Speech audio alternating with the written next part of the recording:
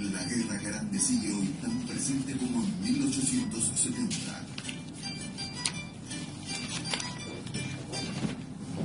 Páginas secretas e inexploradas de libros de historia y documentos celosamente guardados revelan los entretelones del mayor genocidio de América.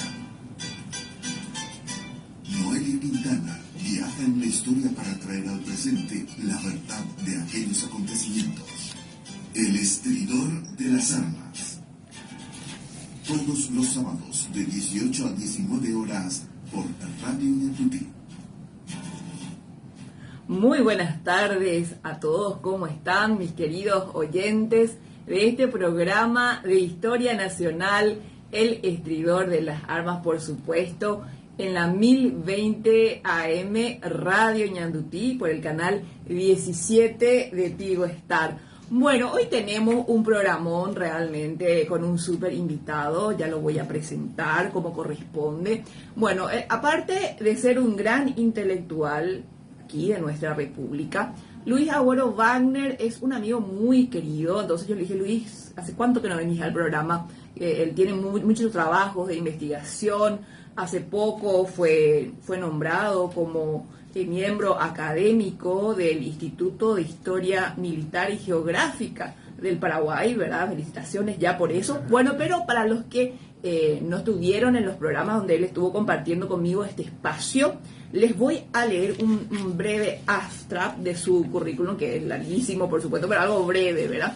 Luis Agüero Wagner nació en Asunción, realizó estudios en la Universidad Nacional de Asunción y en la Universidad Nacional de Tucumán, especialista en temas de geopolítica internacional e historia política latinoamericana, actual columnista del diario español Siglo XXI, donde escribe realmente cosas maravillosas, y autor de decenas de libros y folletos sobre el tema. Fue jefe de redacción del semanario El Pueblo y La República, colaborador del diario La Nación, de la revista Z y varios medios alternativos locales, expositor en la Universidad Nacional de San Martín, Buenos Aires, en un congreso mundial sobre la guerra de la Triple Alianza contra Paraguay, autor de un alegato sobre el problema del Sahara Occidental de gran difusión en el mundo árabe, el cual fue distinguido por el foro de Crans Montana del 2016. Entre sus libros se destacan Fuego y cenizas de la memoria, el caso del senador Huey Long, las banderas de Mitre, el Sahara marroquí más allá del Sahara Occidental. Fue el primer escritor, nada más y nada menos, invitado oficialmente a la Feria del Libro de Casablanca, la más importante del continente africano, en el año 2004.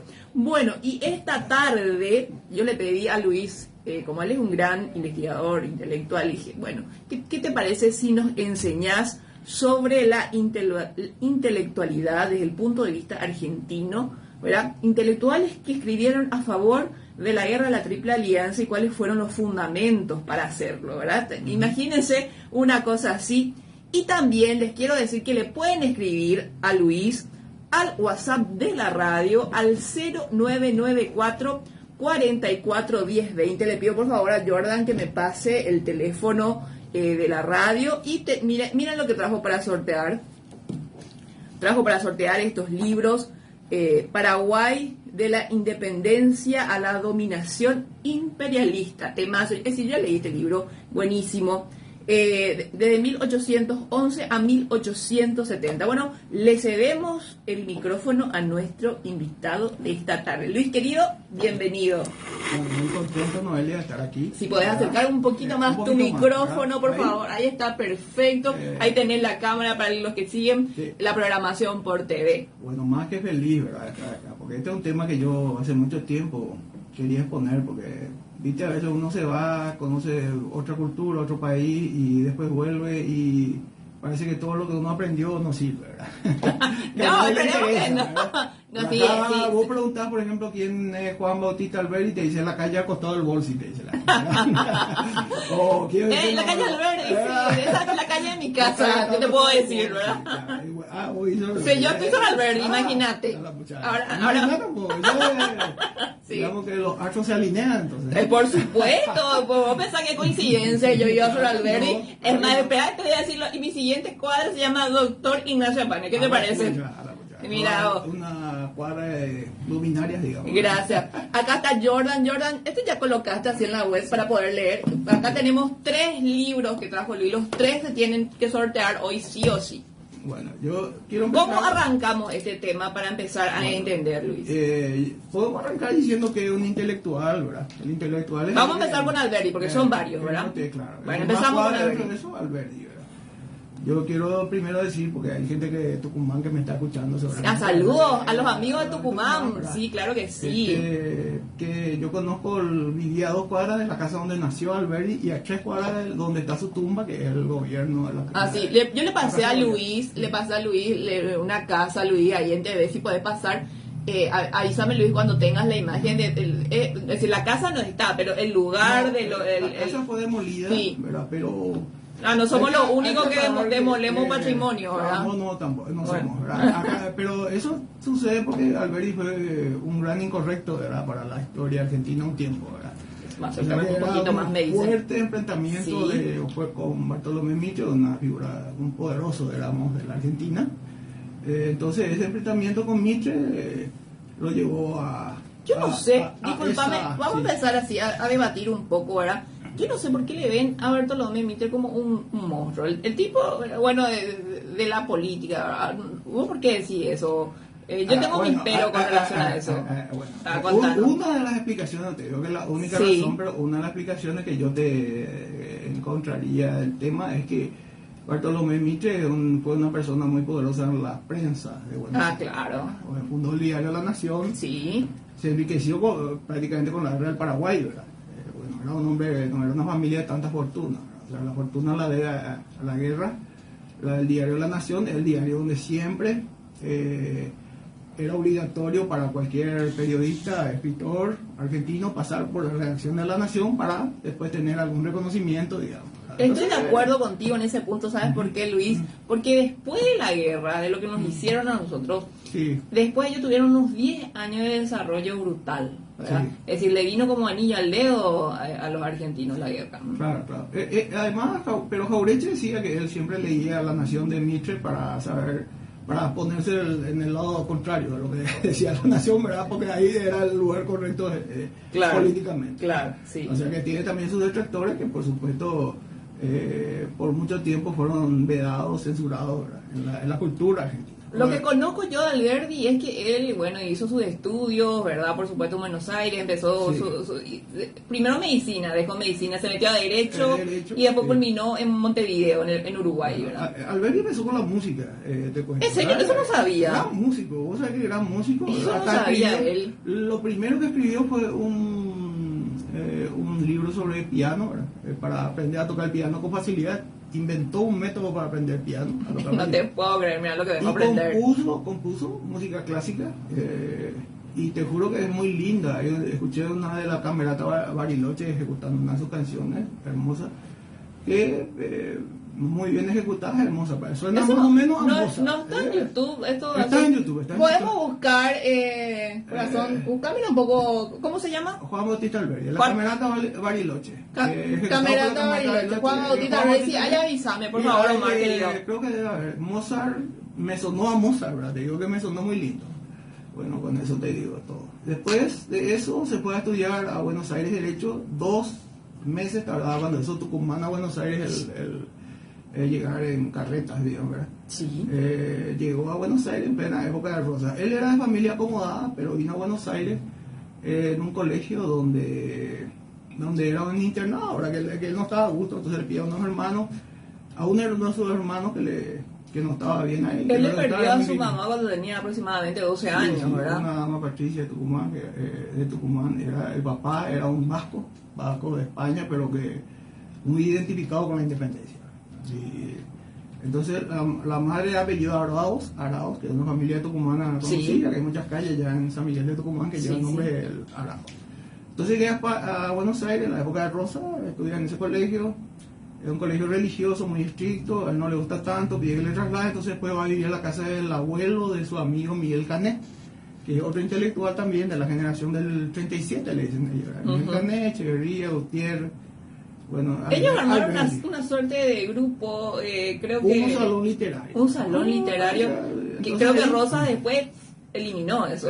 Yo no creo que ni Rosas se haya llegado a enterar de eso, pero había una mazorca que era una especie de policía puesta por Rosa, y la mazorca le perseguía a todos ellos. Ahora, él escribió un libro muy interesante, Alberi, ya siendo muy joven, cuando tenía 26 años, escribió el fragmento preliminar al estudio del derecho, donde ya aborda el tema de una cultura nueva que debe crearse con la independencia, sí. La universalidad y la particularidad que tienen las colonias con respecto a las metrópolis. Porque como dice Carlos Fuentes, ¿verdad?, el escritor mexicano, famoso, ¿verdad?, que ahí, cuando empezó la independencia, fue como al día siguiente fue la resaca, después de una fiesta, ¿verdad? Nos independizamos, ¿y qué íbamos a hacer ahí? ¿Quién iba a llenar el vacío de la corona española? ¿Quién iba la iglesia católica era inamovible, no se podía sacar, ¿verdad?, el sitial que tenía? Entonces, bueno, era todo un tema ahí, qué es lo que íbamos a hacer, ¿verdad? Como plantea en un libro muy interesante que se llama El espejo enterrado, Carlos Fuentes. Entonces, Alberdi es uno de los que empieza a meditar sobre qué modelo de país quiere crear, qué modelo de gobierno, qué modelo de país. Lo que sí que ahí llama la atención de esto que mencionaste vos, la mazorca, y tienen que rajar, ¿verdad? Él y unos cuantos más, ¿verdad? Unos cuantos más, tienen que rajar a Montevideo. Él escribió una suerte de bases legales para lo que vendría a ser la Constitución, ¿verdad? Cuando Urquiza sale un poquito del escenario político, ¿verdad? Y él toma una fama impresionante en ese momento. Ahora, hay que decir una cosa, él quiso un acercamiento con Rosas, cuando Rosas era un caudillo, porque él era una persona consciente del papel que él podía tener como una persona inteligente, culta, entendida, cultivada, que podía asesorar, digamos, a un gobierno y crear un modelo determinado. Bueno, entonces ese libro, Fragmento preliminar al estudio del derecho, él escribe pensando en acercarse a Rosa y trata de hacerle llegar, pero Rosa no recibe el libro, durante el entorno, algo así. Bueno, lo que sí que después va a Montevideo, después va a Chile. Sí. Entonces ahí él empieza una relación con Urquiza, ¿verdad? Él ve en Urquiza una oportunidad de acercarse a un personaje poderoso y asesorar. Cuando eso surge el conflicto enseguida, ¿verdad? Porque viste cómo es la oposición también, que se unen y a veces no tienen nada en común los que están juntos, ¿verdad? Es un rejunte, me parece muy actual eso. Cualquier similitud con la actualidad pues no es coincidencia, para mí no es coincidencia. La historia ahí está justamente, Luis nos está mostrando, mira, en TV, ahí está, esa es la casa. Esa es la esquina de 25 de mayo y Tucumán, y 24 de septiembre, que es el aniversario de la batalla de Tucumán. Y la otra esquina es la otra esquina que está ya más lejos, se ve en la casa de gobierno. Cuando yo vivía allá era Palito Ortega, el gobernador de Tucumán, ¿verdad? Que estuvo hace poco acá en Asunción. Bueno, aquella que se ve atrás es la casa de gobierno, ahí está la tumba de Alberdi, que tiene dos tumbas vacías, ¿verdad? Tiene eso que te decía, una vacía en Perla Chase, ¿verdad?, donde él se enterró primero, después le trajeron una Recoleta, que tampoco tiene nada que envidiar. Pero ahí tiene una suerte de mausoleo gigante para él en la Recoleta. En la Recoleta, sí, con una estatua de cuerpo entero. Sí, completo. Y después lo trasladan y casi llegamos junto a Tucumán, porque ya en la época de Menem viene los restos de él a la casa de gobierno de Tucumán, siendo gobernador Palito Ortega. Allá atrás está, esa es la otra iglesia de San Francisco. Esa ahí se ve mejor, sí. 25 de mayo y 24 de septiembre. 2 cuadras de ahí yo vivía, y entonces pasé mucho por ahí, por esa esquina.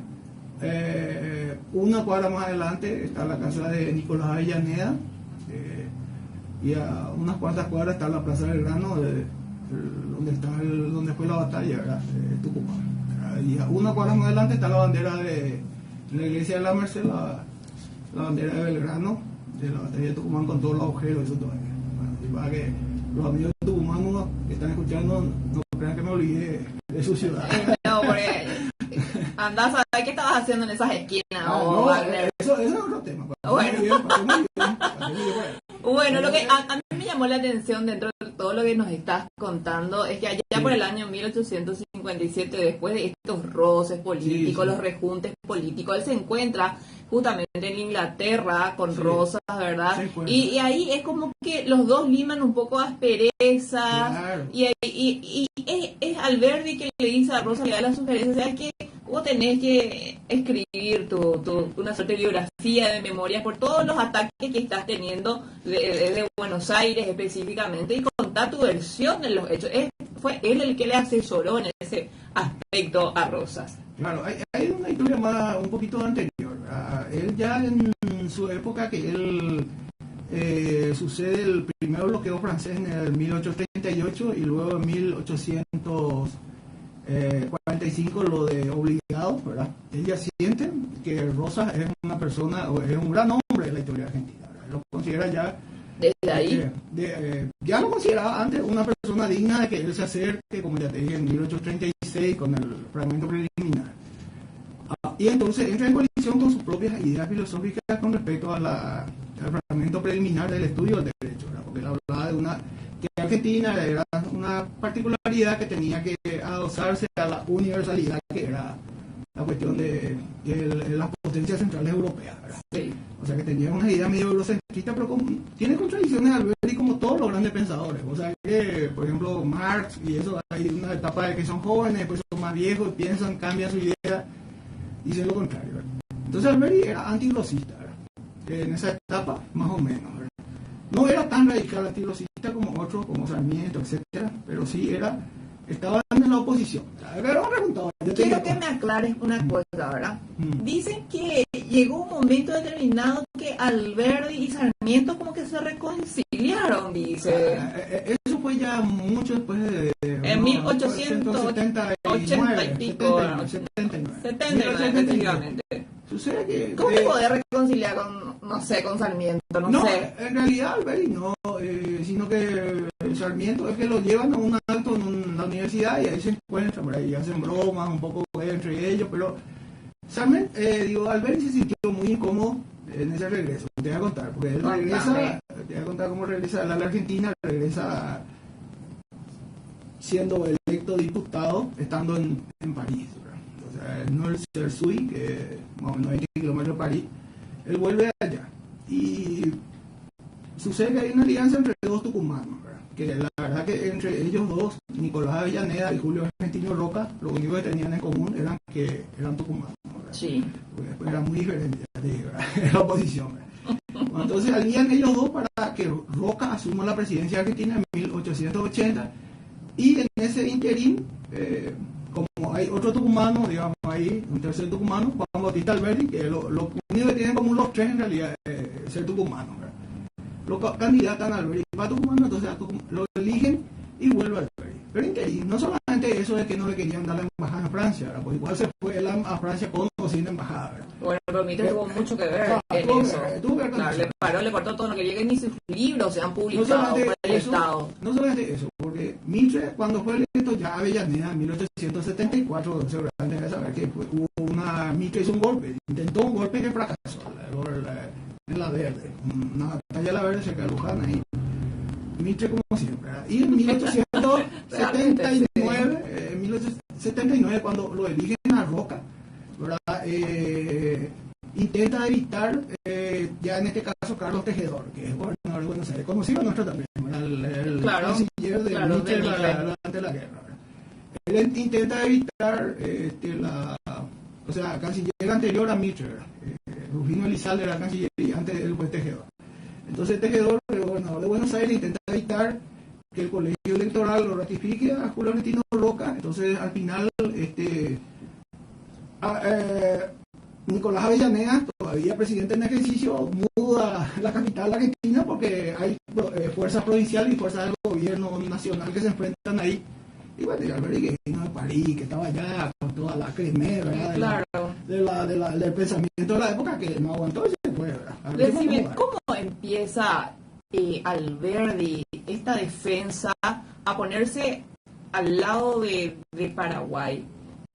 ¿Cómo inicia estos escritos? ¿Verdad? Hay que decir una cosa. Alberti agarró la guerra en su mejor momento de producción intelectual. La guerra de Paraguay tiene 50 años, para un intelectual es la mejor edad. ¿En serio? Sí. Entonces, ¿en serio? Yo digo, no llegaste todavía. Yo ya estoy, vamos a ver a los cuando cumpla 50. Es una idea mía, particular mía. Sí.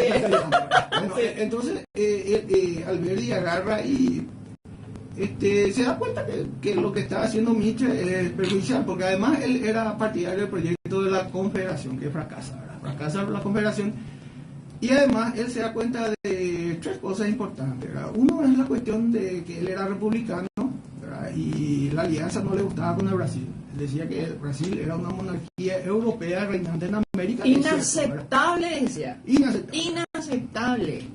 Otra cosa, él se da cuenta de que Paraguay, que era justo, ¿verdad? Que Paraguay le defienda a Uruguay, ¿verdad? Porque él decía que la llave de comunicación, a través de esa época que era fluvial la comunicación, era Montevideo, ¿verdad? Y que estaba sujeto al destino de Paraguay a la banda oriental, lo escribió. Bueno, y para eso hay que entender un poco de geopolítica, que justamente vos tenés un poco de estudio de geopolítica, sí. Y varias otras cosas más, ¿verdad? Después estaba también la intrahistoria, el que tenía un enfrentamiento con Mitre, y tenía discusiones con Mitre, por ejemplo. Mitre no soporta eso y le deja sin sueldo, ¿verdad? Le echa del servicio exterior allá en París, ¿verdad? Le deja sin. Él tenía un cargo diplomático que llegaba ya con atraso, ya pasaba mal por eso, ¿verdad? A veces, ¿verdad? Pero Luis, ¿cuál de todos sus escritos a favor de Paraguay fue lo que le terminó por reventar a Mitre? ¿Vos qué conocés? No, es solamente lo que escribió Alberti. También Alberti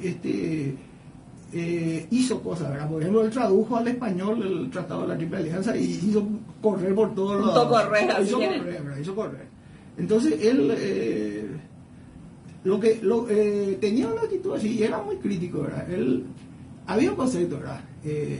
Justamente Carlos Fuentes, el mexicano, lo cita en una parte de Alberti, y una frase muy famosa, el que no es su mejor frase, pero que es muy famosa, que es gobernar es poblar, decía Juan Bautista Alberti.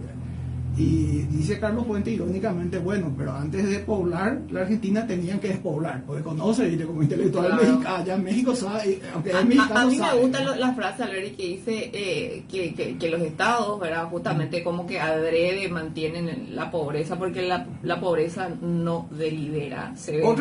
Otra cosa de Alberti que él niega, el primero que él puede ser que esté de acuerdo con el progreso y todo lo que dicen supuestamente Sarmiento y Mitre, pero hay una diferencia metodológica en el tema. Él está en desacuerdo con lo que niega el carácter civilizatorio, por ejemplo, la guerra del Paraguay. Él no es una cruzada civilizatoria, y aclara bien ese escrito famoso que los gauchos van a ir a conocer por primera vez en su vida, ¿verdad? El telégrafo y el ferrocarril. Así mismo. Que no sé qué leí una vez al humorístico un escrito donde decía que los gauchos llegaban a Paraguay y preguntaban por qué, cuando veían los cables de telégrafo, por qué los paraguayos ponían sus alambrados tan altos, ¿verdad? No sé si claro, pero imagínate vos el concepto de libertad bueno, vamos a decirle, aunque esté incorrecto decir los gauchos, estamos hablando de una guerra que no se puede decir que sea la Confederación Argentina en su totalidad, porque sabemos bien lo que investigamos, que las provincias no estaban de acuerdo con hacer una guerra. Eso de Buenos Aires, claro, con una localidad específica, con Mitre, aliado del Brasil. Del Brasil, ¿verdad? Una monarquía europea. Y bueno, y Urquiza ha vendido, un traidor más, pero como siempre, ¿verdad? Sí. Como varias veces, no solo al Paraguay, le traiciona a su propia gente, le traiciona a Derqui después de Cepeda, ¿verdad? Porque triunfa militarmente, pero digamos que le meten en la cabeza a Urquiza de que a Buenos Aires él puede derrotarla militarmente, pero que económicamente y políticamente siempre Buenos Aires le va a... Bueno, tenés algunos mensajes. Mientras toma un poco de agua, Luis, porque te estoy haciendo hablar mucho. Voy a leer un poco. Dice, a ver, hola, profe Noé, me anotás por el libro. Luis 732, un abrazo, ¿verdad? Te envían saludo, querido. Gracias, Luis. Después dice, buenas tardes. Soy Víctor Montiel, consulto en qué dirección puede uno ir a adquirir los libros y los folletos publicados por el señor Luis Agüero Wagner, y quiere participar también. Luis, ¿dónde podemos ir a adquirir sé que tenían ahí en la oficina del libro. La oficina del libro. Y el lector también tenía, bueno, no sé si ya se agotaron o qué. Bueno, dice, buenas tardes, profesora Noelia Quintana Yasboa, programa La Defensa de la Soberanía Nacional, presente de Trinidad, saluda a Luis Agüero Wagner. Soy Agustín 012. La profe felicita también, ¿verdad? Envía saludos al invitado, a Jordan. Sí, Jordan acá, mi productor ya súper famoso, ¿verdad? Y bueno, la profe Felicita también quiere participar del programa. Bueno, no sé para qué me mandan la foto con chikungunya, no sé qué, del senador. Pobre mosquito. Bueno, continuamos. Hola, doctora, me gustaría participar. Soy Fátima. Bueno, espectacular el programa. Tenemos acá tu fan presente. Bueno, entonces vamos a sortear Paraguay de la independencia, la dominación imperialista, 1811-1870. Sergio Guerra. Souvenir cubano, es porque está hecho un papel de azúcar, de caña de azúcar. Mira, souvenir cubano, sí. Papel de caña. Mira un poco, hasta ese. Hay una parte aquí justamente de Alberdi, cita alguna de sus frases. Dice: el Paraguay cree defender su libertad exterior y en efecto la defiende, pues pelea por su independencia. Ser libre para ellos no es depender del extranjero. Juan Bautista la posición es muy Alberdi. tomada. Ahora yo te voy a decir una cosa. Alberdi era un tipo con mucha independencia intelectual, que había rechazado muchas veces cargo, le había rechazado a Juan Facundo Quiroga un viaje a Estados Unidos que le propuso. Había rechazado muchas veces, ¿verdad? Aceptó ser, ¿verdad?, el ministro plenipotenciario de la Confederación, ¿verdad? Logró el reconocimiento por parte de España de la independencia argentina, logró el reconocimiento de la independencia argentina por el Vaticano, por Estados Unidos y por la reina Victoria de Inglaterra, ¿verdad? Esos son sus méritos diplomáticos. ¿Qué más querés, verdad? Claro. Ahora se quedó después en Europa, en París, ¿verdad? Obviamente el ambiente, la cultura le llenaba más allá, ¿verdad? Probablemente, ¿verdad? Y ahí conoció a San Martín, conoció a Juan Manuel de Rosas, ¿verdad? Y con un gesto de nobleza que lo enaltece, él fue a reconocerle a Rosas, ¿verdad?, en Inglaterra, toda su labor, todo su trabajo, y después se convirtió en defensor de Rosas. Se ofreció a Rosas para escribir toda su biografía política, digamos, ¿verdad?, y toda su obra de gobierno. La mejor entrevista a San Martín la escribió él, ¿verdad? Y tiene muchos escritos de muy buen vuelo literario, como su primer viaje en tren que hizo. Sí. Muchas cosas, hay mucho que leer de Alberdi, ¿verdad? Bueno, el tipo escribió muchísimo y sus obras completas están editadas y se puede leer casi todo, ¿verdad? Luis, ¿y quién es otro intelectual que utilizó su pluma a favor de la defensa de la causa paraguaya? Bueno, acá traje el mejor libro de la guerra, sobre la guerra, la Triple Alianza contra Paraguay, que es el Martín Fierro. Porque cuando... ¿Por qué decís eso? Contanos un poco. El mejor libro argentino, digamos, contemporáneo a la guerra es el Martín Fierro. José Hernández era militar, peleó en Cepeda, con sable en mano, por la causa federalista Urquiza, y también sufrió la persecución de Mitre. Carlos Díaz Pano llegó a estar preso, ¿verdad? Pero José Hernández siempre se escapaba de la represión mitrista. Primero se fue a Entre Ríos, y en Entre Ríos dijo que cuando ya terminó la guerra del Paraguay, dijo que tenía que convertir ahora Entre Ríos en un nuevo Paraguay, ¿verdad? Para mí, o sea, no estaba contento. Imagínate, ¿verdad? En un nuevo Paraguay. Y entonces se alió con López Jordán, peleó en eso. Después interín termina eso con la muerte de Urquiza primero, después con la revuelta de López Jordán, que llega a ser gobernador de Entre Ríos, ¿verdad? Y al año siguiente es derrotado López Jordán y él va a Brasil. Y en Brasil, como suele suceder en las grandes obras literarias, en ese momento de mayor desánimo, digamos, espiritual, José Hernández escribe este libro, que es un libro fabuloso, ¿verdad? Martín Fierro. Yo fui profesor particular de este libro, te cuento en Tucumán.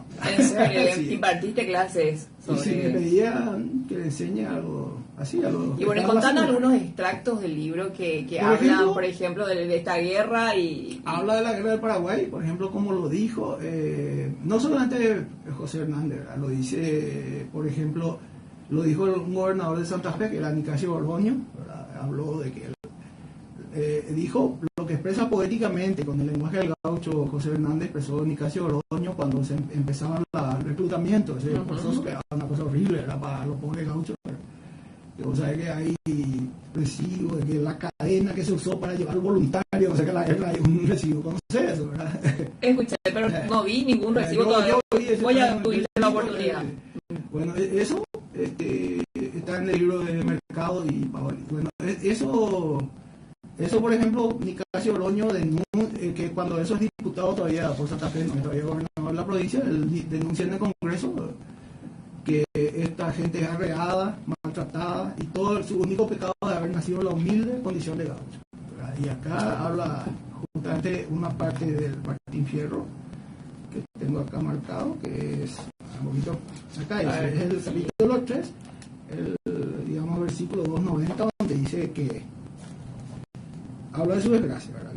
Tuve mi pago en un tiempo, hijos, hacienda y mujer, pero empecé a padecer y me echaron a la frontera, y que iba a hallar al volver, tan solo hallé la tapera. O sea, le llevaron a la guerra, volvió y ya no había nada. Sosegado vivía mi rancho como el pájaro en su nido, allí mis hijos queridos iban creciendo a mi lado, solo queda el desgraciado lamentar el bien perdido. O sea que aún con todas las necesidades y toda la condición de pobreza en la que vivía un gaucho, ¿verdad?, que era propia de él, él lamenta otra vez perdido su pobre rancho, lo único que tenía, su rancho, su mujer y su hijo. Claro, después volvió y hay más camino, nada, ya, ¿verdad? O sea, eso es una denuncia justamente a eso. Y Nietzsche, que el Sarmiento, que tiene esa carta terrible a Nietzsche, lo conoces, ¿verdad? Que no ahorre la sangre de los gauchos, ¿verdad? Que así mismo sí conozco, claro que sí. No ahorre la sangre de los gauchos, que es lo único que tienen esos humanos. Imagínate, ¿verdad? Los civilizadores, así, el imperio, ¿verdad?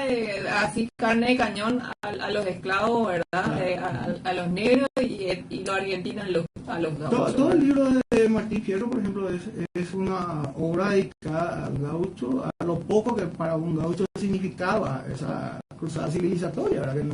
Que no, para ellos la bandera que agitaban, por ejemplo, el mitrismo o Sarmiento, Buenos Aires. Y sí, nosotros que somos lo que estudiamos ya la guerra desde el punto de vista estratégico político, sabemos que de civilizadores no tenían absolutamente nada. En la carta de Sarmiento evidencia la ironía que es verdadera de Carlos Fuentes, el mexicano, cuando dice que cuando él dijo gobernar es poblar, primero había que despoblar. Están todos los gauchos primero. Vamos a despoblar primero, sí. Pero había ya población, ¿verdad? No, totalmente, su guerra de policía y todo lo que sufrieron, lo que sufrieron también algunos caudillos de las provincias. José Hernández, ¿verdad? Es un ejemplo también de intelectual, pero él era militar, porque vos sabés que los militares argentinos tampoco eran de carrera, ¿verdad? En la guerra de la Triple Alianza, por tanto si vamos a ir por eso, ellos no tenían una escuadra naval, no tenían plata, no tenían ejército, todo eso puso el imperio, ¿verdad?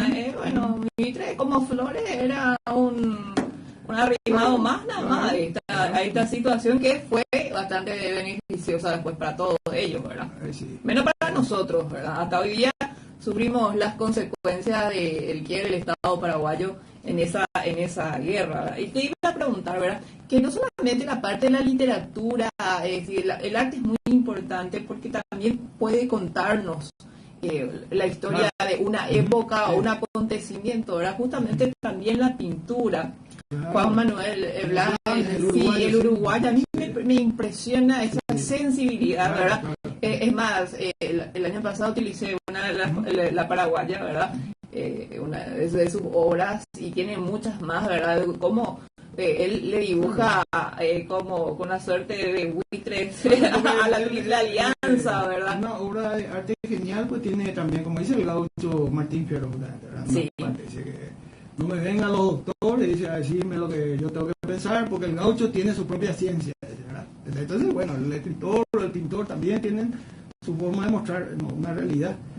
Y bueno, este es un libro fabuloso porque se impuso a pesar de Mitre, a pesar de la nación de Mitre, ¿verdad? Se impuso el Martín Fierro como la obra cumbre de la literatura argentina, a pesar de escritores que trataron de crear un sucedáneo, a pesar de Jorge Luis Borges, que dijo que el Facundo es una obra superior a Martín Fierro, por ejemplo, ¿verdad? Que tendría que ser, que no es bueno el ejemplo de un gaucho malo, porque el gaucho Martín Fierro fue el gaucho malo para ellos, ¿verdad? Para el mitrismo, para Sarmiento, pero resulta que, como escribió un pensador también argentino, ¿verdad? No es bueno un gaucho malo como no es bueno un Jesucristo crucificado, ¿verdad?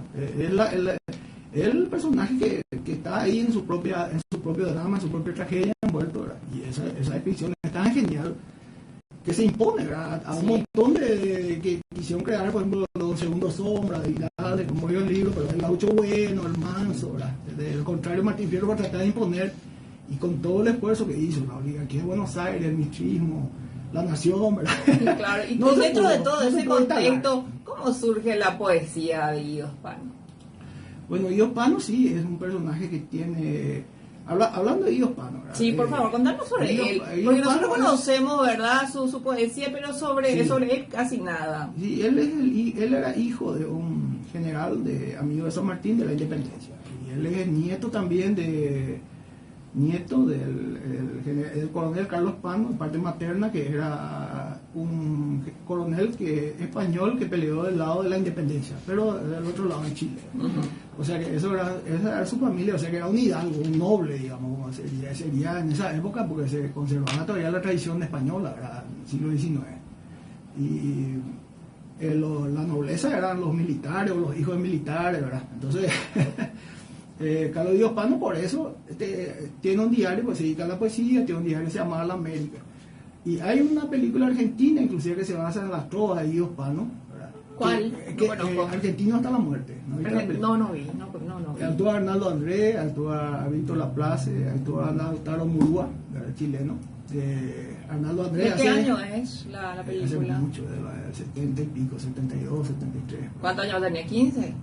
¿Cuántos años tenía esa? No, yo vi después, mucho después. Me lo comentó, no nací. Bueno. Me recuerdo que traté de amigo Tucumano cuando me habló una vez que en esa película hay una escena de que un oficial argentino de Corrientes no se entiende con un porteño porque él hablaba solamente guaraní, ¿verdad? Entonces le tiene que traer el porteño a un prisionero paraguayo para que le traduzca lo que dice el correntino. Y eso que anteriormente, ¿verdad? La élite de Buenos Aires hablaba guaraní. Eso pero después combatieron por la guerra y por el temor de que, por ejemplo, Entre Ríos y Corrientes todos se despleguen nuevamente a Paraguay. La cuestión es que Guido Pano fue preso, inclusive en 1866, su diario clausurado, Mano Militar. En esa película habla de un poema de él, pero no se explica, mucha gente no entiende todavía qué significa ese poema argentino hasta la muerte, ¿verdad? Tengo acá el fragmento que te voy a explicar. Porque estamos hablando de 1866, bueno, se desarrollaron temas muy importantes aquí durante la guerra, la entrevista ya te Picorá, Curupaipú, ¿verdad? Fue tremendo. Entonces le saca, le acusa de traidor, y la trova de Guido Pano dice en su trova: he nacido en Buenos Aires. ¿Qué me importan los desaires con que me trate la suerte? Argentino hasta la muerte porque he nacido en Buenos Aires. Pero la gente no tiene por qué escribió eso. ¿Sabe por qué? Porque Mitre le acusó de traidor y él le respondió, ¿verdad? Yo me siento más argentino y Mitre le acusa de traidor por la posición con relación a la causa paraguaya. Por defender la causa paraguaya. Y él sí, Tomás Guido sí, era un porteño más chuchi si querés que Mitre, era porque era nacido en Buenos Aires y en una familia noble, digamos. Y él sí se siente, entonces le responde a Mitre con este poema. Claro que los argentinos no van a reconocer ni no entienden ni no saben, ¿verdad? Que ese es el sentido de su poema. Yo entiendo porque le dice, ¿verdad? Yo me siento más argentino. ¿Cuál era el poema de Guido Pano sobre la guerra? Él no lo escribió al final, llora Bruto, decís vos, en la rama de Yacay, que ya no existe el Paraguay donde nací como tú. Pero la intervención de Guido Pano también se da cuando se produce esa famosa sesión secreta, ¿verdad? Ahí queda un escrito fulminante también de Guido Pano. Contanos sobre eso. Se produce la sesión secreta donde incluso participa el inglés Thornton, pero no participa nadie. Y es una sesión secreta para avalar el tratado de ese secreto que ya estaba cocinado mucho antes, vos sabes. Y ahí escribe Guido Pano que esta sesión es secreta y el tratado será secreto, pero la vergüenza será pública. La famosa frase de Guido Pano, sí, efectivamente. Yo siempre voy a decir una cosa, ¿verdad? Sí, ciertamente yo me dedico a la revisión histórica, pero también puedo ver algunos errores que nosotros cometimos, ¿verdad? Y yo creo que el error más grande dentro de toda esta situación, ¿verdad? Alberdi, Hispano, muchos caudillos de las provincias, justamente en Argentina, yo creo que yo tengo un error de López, ¿verdad? Sí. Que fue tratarlo a Mitre, ¿verdad? Como esa cabeza importante de gobierno, el pedirle permiso. Él le hubiese enviado a Mitre una suerte de nota para combatir todos juntos al enemigo común, ¿verdad? Entonces ahí él hubiese justamente captado mucha más gente a favor de la causa paraguaya, y a Mitre despojarlo de lo que no era, ¿verdad? Porque básicamente, viste,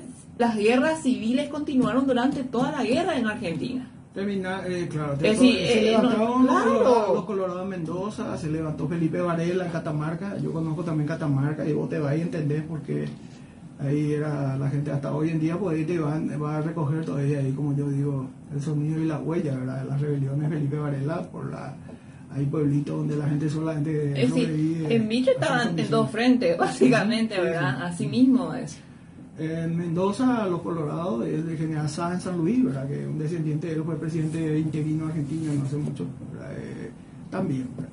Y en toda la provincia del interior y esperando siempre, como siempre, el pronunciamiento de Urquiza que no llegó jamás, ¿verdad? Que como siempre les traicionó a todos y después lo ajustician en su palacio mismo, ¿verdad? Y cuando lo ajustician en su palacio es que sucede la rebelión asume como gobernador de facto, digamos, López Jordán, y entonces se produce la última montonera que le dicen, ¿verdad? Que dura hasta el año siguiente, cuando es derrotado López Jordán. Y ahí José Hernández participa activamente, había participado ya en Cepeda también, ¿verdad? Entonces él siempre tomó partido por las causas más populares, José Hernández. Es una causa popular argentina. El día de la tradición es el día que nació José Hernández, ¿verdad? Argentina, el 10 de noviembre. Y dentro de la línea de la historia, la investigación histórica, está justamente también en 1906 nace José María Rosa, ¿verdad? José María Rosa, que es el gran revisionista de la historia argentina, fue embajador acá, ¿verdad? Que fue embajador acá y que jugó un papel muy importante para el peronismo especialmente, ¿verdad? Porque la historia pues es muy política y... No, todo, es decir, tocar la historia es meterse en la política, eso es categórico. Estamos categórico. hablando de políticos, ¿verdad? Eso es categórico, ¿verdad? Alberti, por ejemplo, tenía una visión, digamos que... Alberti también le tocó, vamos a decir, a los políticos, y justamente por eso es que tuvo tantos inconvenientes, ¿verdad? A él le tocó a los políticos, yo creo que en su honestidad intelectual, sinceramente, haber leído sus libros, sus escritos, porque allá en Tucumán yo vivía, ya te dije, a 2 cuadras donde él nació, y 2 cuadras más abajo está la biblioteca Alberti, que está enfrente a la casita de la Independencia esa. Bueno, tuviste la oportunidad de empaparte mucho sobre sus obras, ¿verdad? Hice lo posible por entenderlo y por leer todo. Yo creo en su honestidad intelectual. Él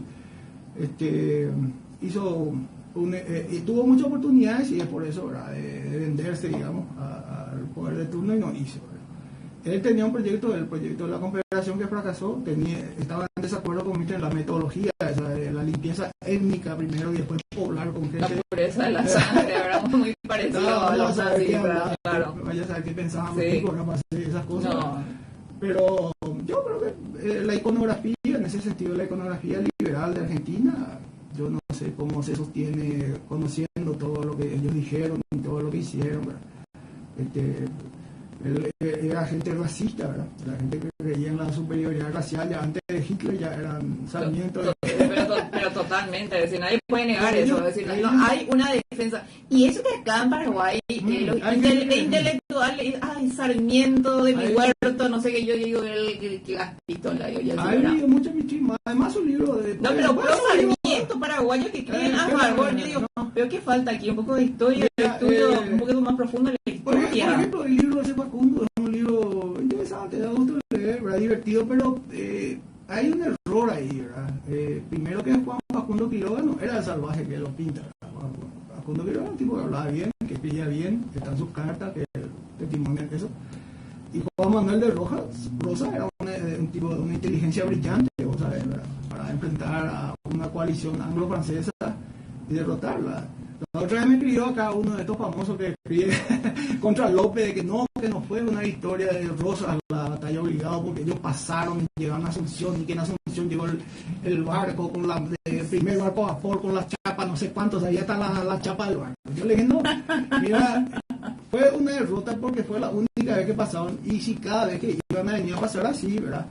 Se dieron cuenta que el costo iba a ser alto, ¿verdad? Sí. 20 marineros ingleses muertos. Entonces decidieron, bueno, vamos a arreglarnos con Rosa y le vamos a pagar su canon aduanero, ¿verdad? Que nos va a salir más barato, ¿entendés? Y bueno, y uno se va a pasar nunca más, ¿verdad? Y después tienen que hacer un acuerdo y desagraviar la bandera argentina, ¿verdad? O sea, esa que ahora que son miembros de la... Instituto Rosa. Tenés un mensaje acá, ¿verdad? Del señor Jerónimo Pino Ese, Covielo. Está, dice un saludo desde Tucumán. Nos están escuchando justamente en vivo a Luis Abuelo Wagner. Bueno, a todos los amigos, hermanos de Tucumán, Argentina. Un saludo enorme aquí desde Asunción del Paraguay. Te están enviando saludos. Una familia muy amiga, una familia ilustre allá de Tucumán, la familia Covielo.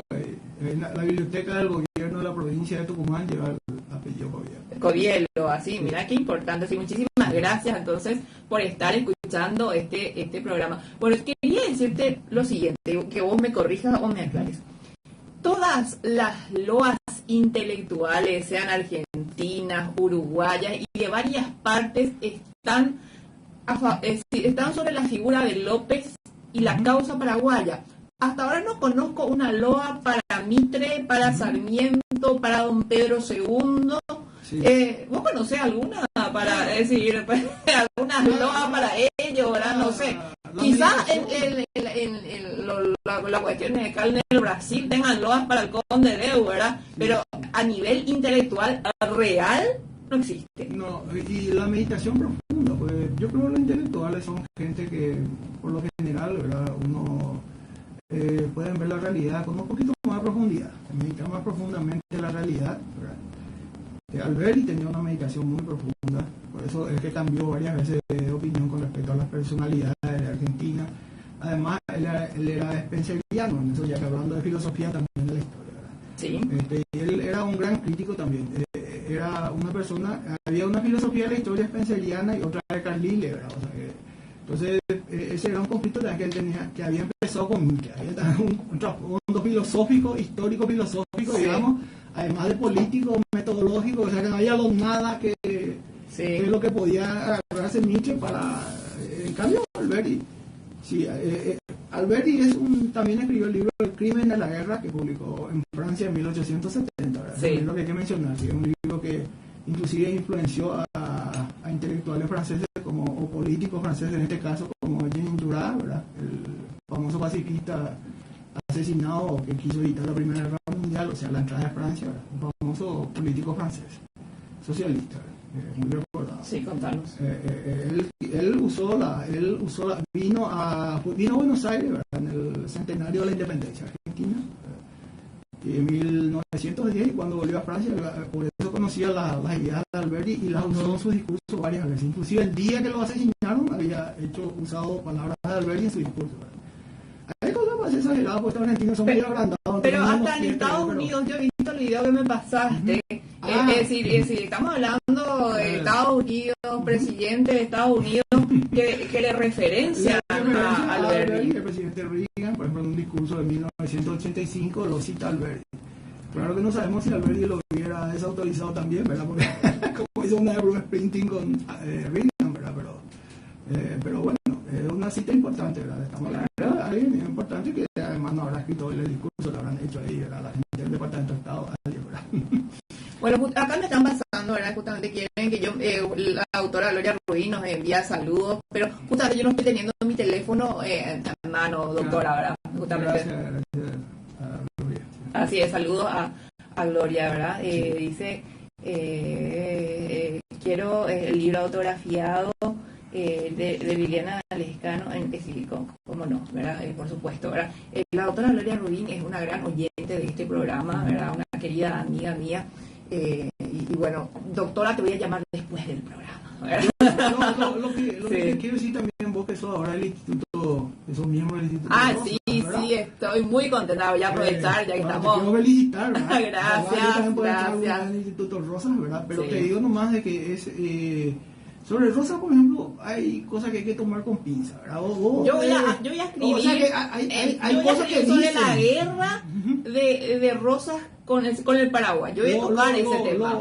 Sí. Le legó el sable, vos sabés, a Solano López, ¿verdad? Su sable. El sable de él, no de San Martín. Pero dice la carta de ejemplo de San Martín, lo hacen ejemplo de San Martín y dona el sable. Y él para López, porque en una de las coincidencias que nadie puede negar un acierto de Rosa eran las pretensiones y el expansionismo del imperio, ¿verdad? Sí, justamente un 17 de febrero de 1870 ya es la carta donde él hace. Justamente un 17, por eso me acuerdo, 17 de febrero, Sí. En 1870 escribe Rosa ese legado de su sable a Solano López. Y después lo conoce Alberti allá y conoce a una persona muy interesante. Hablaba inglés sin dificultad, aunque no tenía un acento muy bueno, pero sí hablaba. Pero dice que él dice que intentaba así y lo hacía de seguido. Él continuaba, no importa cómo salga, pero lo intentaba. Vamos a decir, Jordan, pásame un poco el número de 2 ganadores, por favor. Hoy voy a sortear de 2 de 3. Hoy sorteo 2 libros. El sábado que viene sorteamos el siguiente, Paraguay de la independencia a la dominación imperialista. Mientras se está haciendo el sorteo en la parte de producción, una conclusión tuya, querido Luis, sobre estos intelectuales que se jugaron. Es decir, no, es que fue una cuestión que escribieron y quedó sobre papel. La defensa que ellos hicieron a favor de la causa paraguaya les costó exilio, les costó prisión, torturas, persecuciones, ¿verdad? Claro. ¿Cómo podemos concluir justamente que estos intelectuales se hayan jugado a favor de Paraguay? Yo creo que fue un triunfo. Yo creo que es un triunfo de la causa paraguaya, ¿verdad? Que se haya instalado a estos intelectuales como grandes próceres, inclusive que haya superado primero Alberti, que haya superado a Mitre, digamos que la estructura mitrista. Claro, también superó a Sarmiento en la meditación profunda que tenía con respecto a la guerra, que Sarmiento tipo escribía cosas divertidas, digamos medio chistosas, pero Alberti tenía una meditación profunda que no tenía Sarmiento, ¿verdad? Y en eso lo superó ampliamente, que el Martín Fierro hoy se ha reconocido como el libro más importante de la literatura argentina, por encima de lo que quisieron, y las distinciones, ¿verdad? El premio Martín, claro, lo que quisieron decir, ¿verdad? Sí. Y que un Carlos Guido Pano también hoy se ha reconocido una gran figura de las letras, ¿verdad? En Argentina, en Paraguay, en todas partes, ¿verdad? Yo creo que eso es un triunfo de la causa paraguaya, que ha logrado instalarse a pesar de todas las dificultades que ha tenido. Y a pesar de toda la propaganda negra que tenía antes de la guerra, desde la propia nación, ¿verdad? Se ha logrado instalar en la y es una cultural solidaridad, ¿verdad? Que el Paraguay recibe a través de obras que están eternizadas, claro. Magníficamente. Claro. Querido Luis, quiero agradecerte por tu tiempo, por venir siempre a enseñarnos cosas tan maravillosas, ¿verdad? Hoy aprendimos sobre la intelectualidad argentina y la Triple Alianza, así que te agradezco desde ya muchísimo. Vos sabés que el Estridor de las Armas es tu casa, tu espacio, ¿verdad? Para que vengas a enseñar, a compartir todos los conocimientos que tenés. Bueno, vamos a sortear, Luis, si podés mostrar esto en mis redes sociales, ahí, porque yo estoy acá con el micrófono, allá está el canal 17, Tigo Star, yo muestro aquí, ¿viste? Estamos mostrando ahí, aunque Luis de televisión es un ídolo, muestra siempre mis redes también. Para la Sur declaró este libro de interés, ¿verdad? De interés. Así mismo. Para la Sur, ¿verdad? Un interés cultural, así mismo, sí, así es. Bueno, entonces, los que ganaron y pueden pasar en horarios de oficina a retirar este libro. ¿Qué me dijiste? ¿Qué están hechas estas hojas, Luis? Están hechas del bagazo de la caña de azúcar de Cuba. De Cuba, nada más y nada menos, mirá. Souvenir cubano, ¿verdad? Sí, qué maravilla. Se lleva también la gente con el libro, ¿verdad? Fantástico. Paraguay, entonces, de la independencia, Fátima 723 y José 210 son los ganadores justamente de este libro, que pueden comunicarse ahora con Jordan y para ver cómo pueden retirar aquí después de recepción. Querido Luis, muchísimas gracias, ¿verdad? Por tu presencia. Podemos hablar otra vez porque hay muchas cosas que quedaron, ¿verdad? Quedaron, pero vamos a continuar. Justamente antes de cerrar, a ver si se puede poner, quiero agradecer justamente a mis editores argentinos, Librería de La Paz. Tengo una conferencia, me voy a reunir con ellos el próximo viernes 21 en la Ciudad de Resistencia Argentina, que están organizando un montón de actividades que voy a cumplir al pie de la letra, ¿verdad? Y vamos a un poco a hablar de historia, una historia en común que tenemos Paraguay y Argentina, aunque son a veces, dolorosos, pero hay que decir, ¿verdad? Porque justamente con la verdad únicamente las relaciones se pueden ser más verdaderas, más humanas, y Y tener una vecindad real, como se dice. Esta gente que pensaba profundo, ¿verdad? No, una al final, ¿verdad? Alberdi, José Hernández, Guido Pano. Así mismo. ¿Verdad? Indudable. Así es. Bueno, muchas gracias a todos por la compañía. Un beso enorme para todos. Gracias, porque aquí están todos los que quieren aprender historia, los estudiosos de la historia, investigadores. Bueno, nos encontramos el próximo sábado aquí por la 1020 AM, el estridor de las armas. Hasta luego. Chao. Muchas gracias. Gracias, Luis. Muchas gracias. Gracias, Luis. No sé tanta